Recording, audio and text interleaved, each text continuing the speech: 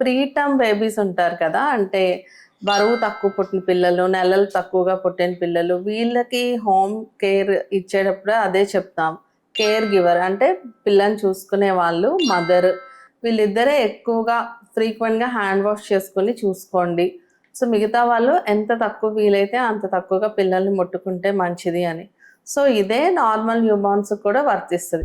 అంటే అది మనం ఫాలో అవ్వగలిగితే బేబీస్కే మంచిది అలా. సో ఇంట్లో ఎక్కువ మంది ఉన్నప్పుడు ఏంటంటే ఆ బేబీని మదర్ని ఒక రూమ్లో ఉంచటము, ఆ రూమ్ వెల్ వెంటిలేటెడ్గా ఉండేలా చూడటము, ఎవరు బేబీ దగ్గరికి వెళ్ళినా హ్యాండ్ వాష్ చేసుకుని వెళ్ళటము, అలాగా ఇలాంటి ఫాలో అయితే బెటర్. సో ఎప్పుడైనా సీజనల్గా జలుబులు దగ్గులు ఎక్కువ ఉన్నప్పుడు యూజువల్గా ఏంటంటే వాళ్ళని బయట కూడా మాస్క్ వేసుకుని తిరగమంటాం.